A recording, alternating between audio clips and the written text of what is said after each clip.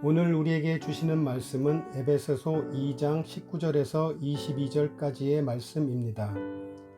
그러므로 이제부터 너희는 외인도 아니요 나그네도 아니요 오직 성도들과 동일한 시민이요 하나님의 권속이라. 너희는 사도들과 선지자들의 터 위에 세우심을 입은 자라. 그리스도 예수께서 친히 모퉁이돌이 되셨느니라. 그의 안에서 건물마다 서로 연결하여 주 안에서 성전이 되어가고 너희도 성령 안에서 하나님이 거하실 처소가 되기 위하여 그리스도 예수 안에서 함께 지어져 가느니라. 좋은 아침입니다. 오늘 주시는 이 말씀을 통하여 놀라운 하나님의 은총이 빛속은 성도님들의 삶 속에 풍성히 나타나기를 기도합니다. 오늘 본문 말씀은 그러므로 이제부터라고 시작합니다. 그러니까 18절 말씀에서 연결되는 말씀이라는 걸 알게 되죠. 그러니까 앞의 말씀과 연결해서 봐야 할 것입니다. 18절을 보시면 이는 그로 말미암아 우리 둘이 한 성령 안에서 아버지께 나아감을 얻게 하려 하심이라. 하나가 되어야 한다는 것입니다. 한 성령 안에서 원래 우리는 서로 성향도 배경도 다 다른 사람들이었습니다. 그러나 이제 우리는 하나입니다. 이것은 우리가 한 성령 안에서 가능하게 된 일입니다. 사실 말로만 하나가 되자 해서 하나가 되는 게 아닙니다. 생각이 같아야 되겠죠. 그래서 말씀 묵상이 이루어져야 합니다. 백날 같이 붙어 다닌다고 해서 하나 되는 게 아닙니다. 부부가 한 집에 살지만 하나 되지 못하는 경우도 얼마나 많습니까? 친한 친구라고 하지만 생각이 같지 않을 경우에 또 갈라서게 되는 경우도 많이 보게 됩니다. 성경 말씀으로 같은 생각을 품을 때 하나가 될 수 있는 것입니다. 오늘 이 아침에 하나님께 기도하길 원합니다. 우리에게 말씀을 나눌 수 있는 귀한 믿음의 동역자를 허락하시도록. 그래서 우리 둘이 한 성령 안에서 아버지께 나아감을 얻게 해달라고 기도합시다. 새로 시작하는 빗속은 바이블 칼리지 또한 수모임을 사모하면서 기도합시다. 말씀 안에서 성장하는 우리가 되었으면 좋겠습니다. 자, 이제 19절부터 예수 그리스도 안에서 우리에게 어떤 변화가 생겼는지 말씀하고 있습니다. 우리의 신분이 어떻게 바뀌었다고 합니까? 19절 보시죠. 그러므로 이제부터 너희는 외인도 아니요 나그네도 아니요 오직 성도들과 동일한 시민이요 하나님의 권속이라. 자, 19절을 보니 예수님을 믿는 자들은 하늘나라 시민이 되고 또 하나님의 권속 즉 가족이 되고 21절에 보니까 하나님이 거하실 처소 성전이 되었다라고 말합니다. 이런 단어들은 우리의 정체성을 잘 설명해주고 있습니다.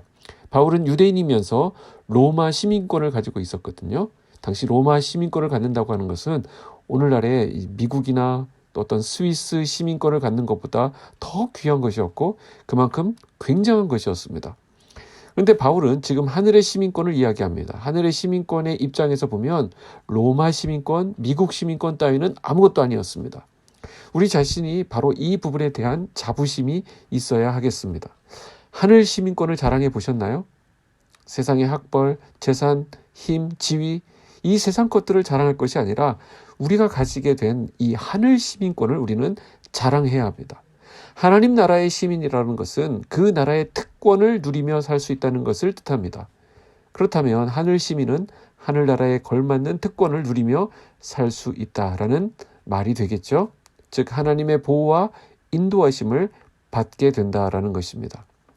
그리고 우리가 하늘나라 시민이면서 또 무엇이라고 합니까? 권속이라고 합니다. 이것은 가족이라는 것인데요. 시민은 굉장히 넓은 의미죠. 그런데 가족이라고 하는 것은 더 깊은 친밀한 관계를 말합니다. 이건 굉장히 남다른 관계입니다. 우리가 예수님을 믿으면서 우리에게는 영적 가족이 생겼습니다. 이것이 정말 놀라운 축복인데요. 아, 나에게 가족이 있구나. 나를 위해서 기도해주고 나를 사랑해주고 나를 보듬어주는 가족이 있다고 하는 것은 이 험한 세상을 살아가는 데 있어서 얼마나 큰 힘이 되는지 모릅니다. 그리고 끝으로 우리는 하나님의 성전이라고 말합니다.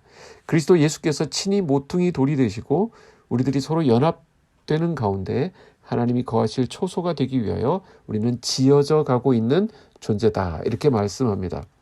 우리 모두가 지금 성전으로 지어져 가고 있고 또 함께 지어져 가고 있음을 알아야 합니다. 즉 성전은 혼자서 짓는 것이 아닙니다. 함께 지어져 가야 하는 것입니다. 그래서 우리는 서로 연결되어야만 하는 것이죠. 여기에 예외가 되는 사람은 한 사람도 없습니다. 함께 지어져 가야 하기 때문에 서로가 화평 가운데 한 몸이 되고자 노력해야 합니다. 한 새로운 피조물로 한 몸을 이루도록 해야 합니다. 그래야 비로소 우리의 신앙이 잘 자랄 수 있는 것입니다. 이런 의미에서 우리 빗속은 광역교회에서 실시하고 있는 성경 공부 모임을 소중히 여기는 것이 중요합니다. 함께 한 본문을 가지고 성경 공부를 하는 것은 우리가 한 몸을 이루기에 아주 좋은 환경이 되는 것입니다. 주일 예배에 참석하는 것도 물론 중요하죠. 그러나 말씀을 배우고 말씀을 묵상할 수 있는 그런 공동체 안에 들어가 있는 것은 신앙 성장을 위해서 꼭 필요한 일입니다. 왜냐하면 그것이 바로 함께 지어져 가는 일이 되기 때문입니다. 하나님과 단절되어 있었던 우리를 예수 그리스도의 피로 말미암아 우리를 하나 되게 하셨습니다. 그리고 서로 간에 보이지 않는 담들을 헐어서 한 새 사람이 될 수 있게 하셨습니다. 그렇다면 그렇게 하신 하나님의 뜻을 따라 순종하는 우리 모두가 되어야 하겠습니다. 21절에서 주목해 볼 단어는 되어가고라는 단어입니다. 교회는 건축물을 완공하기 위하여 건축 중에 있는 것과 같습니다. 22절에서 함께 지어져 가느니라와 같은 의미입니다. 교회는 끊임없이 복음을 전해야 하고 또 복음을 듣고 오는 사람들을 받아들여 벽돌을 지속적으로 쌓아가야 합니다. 그것이 22절의 내용인데 너희도 성령 안에서 하나님이 거하실 초소가 되기 위하여 그리스도 예수 안에서 함께 지어져 가느니라. 교회는 예수 그리스도와 연합한 유기체입니다. 즉 살아있는 생명체입니다. 생명체이기 때문에 성장해야 한다는 것이죠. 만약 성장하지 않는다면 그것은 죽은 것과 같습니다. 교회의 성장이라고 하는 것은 양적 성장만 의미하는 것이 아니라 질적인 성장인 성숙까지 포함합니다. 그렇다면 우리가 어디까지 성장해야 하겠습니까? 우리에게 분명한 목표가 있죠. 예수 그리스도에게까지 자라가야 한다는 것입니다.